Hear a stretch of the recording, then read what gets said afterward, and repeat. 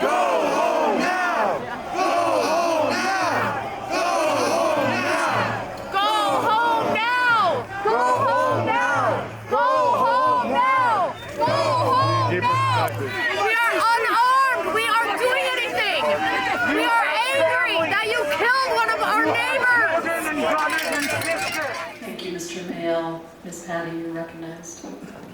Thank you, Madam Chair, community members. Stop gassing us! Cowards!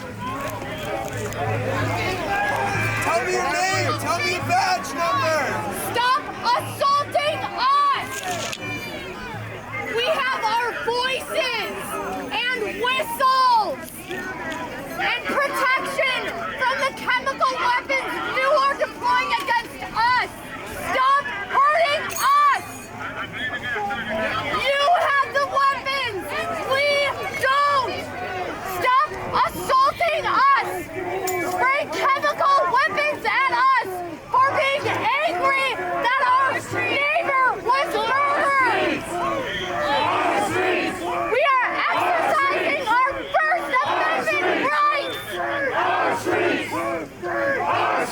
Who do you protect? The people? Fuck no, they don't protect the people! Or the fucking fascists? They kill the people! They gas the people!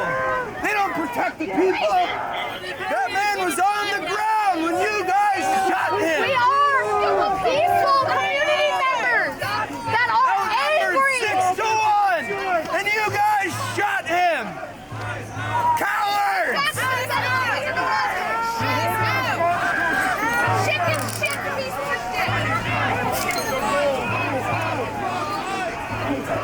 lawless and dangerous escalation in our community, and we urge that you demand federal forces to withdraw from Minnesota before another life is taken. Thank you. Thank you, Mr. Mayo. Ms. Patty, you're recognized. This past Sunday, January 11th, my friend Brandon Sigwenza and I responded to reports of 2 ICE vehicles cornering and pepper spraying the car of an observer in my neighborhood. We are both U.S. citizens. We decided to go there because we'd heard that the more eyes on ICE agents, the less likely they are to escalate to violence. When we got there, the ICE agents were getting back into their 2 vehicles. They turned down a side street and we followed them for about 40 seconds, blowing our whistles and honking our horns, the few ways we've been able to successfully warn people that ICE is in the neighborhood. Halfway down the block, ICE stopped, got out, and surrounded the vehicle, yelling at us to stop following them. On their way back to their vehicles, one of the agents turned around and decided to come back and pepper spray into the vents near my front windshield, which immediately started burning our eyes and throats. When we didn't turn around, they came back again and without asking us to get out of the car, smashed both of the front windows, dragged us out, and arrested us. We were released without charges 9 hours later. Brandon and I were transported separately. I was put in a car with 3 agents and no other civilians. As soon as the agents got into the car and shut the doors, they immediately started taunting and mocking me. One agent took a photo of me on a cell phone and showed it to the other 2, laughing. Another made demeaning comments about my appearance. About 2 minutes into the ride, one agent said, quote, "You guys gotta stop obstructing us. That's why this lesbian bitch is dead." Speaking of Renee Good, which filled me with rage and sadness. How could you say that? And then I remembered that cruelty and humiliation were probably the point. When we got to the Whipple Federal Building, I immediately saw Hispanic and East African people lined up against a wall, about to be put into holding cells. I was escorted into the building and led to a room where they put me in ankle shackles. I was then taken to a hallway with cells designated for U.S. citizens and was held there for over 8 hours. While I was there, I was never given a phone call, despite asking at least 4 times. My friend and I, in adjacent cells, had to beg for water and to go to the bathroom. The bathrooms were in different holding cells, often with other people in them, with only a 3-foot panel in front of the toilet to cover people's bottom halves. While being escorted to the bathroom and to questioning, I saw holding cells with over a dozen people each and a large holding cell of between 40 to 50 people. Most of the people there were Hispanic and East African, both women and men. Some cells had no room for people to sit or lay down.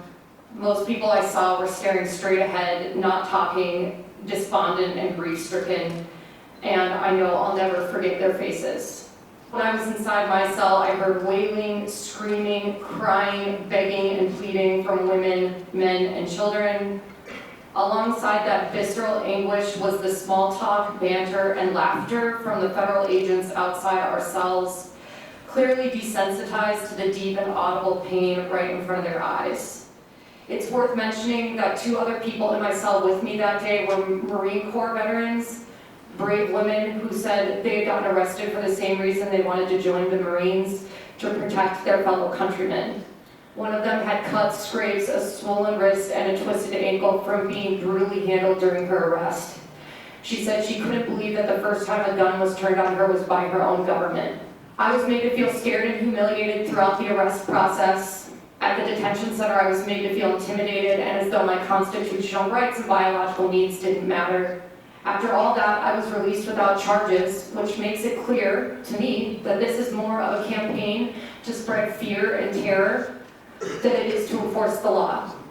The people of Minneapolis are collateral damage to the Trump administration's political theater, a campaign to paint Black and brown people and liberals as villains, to distract from an unprecedented reign of corruption and criminality at the executive level. Ice out! Ice out! Ice out! Cowardice! Ice out! Ice out! Ice out! Ice out!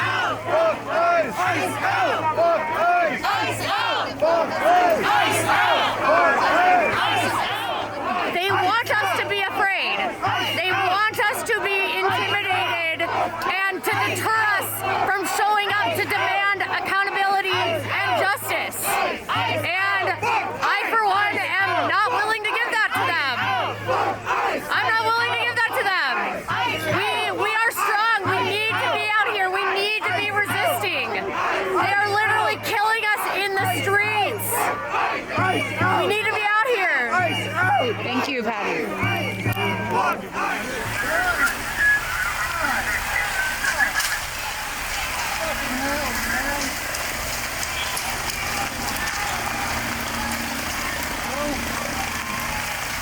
Stand down. Not the enemy.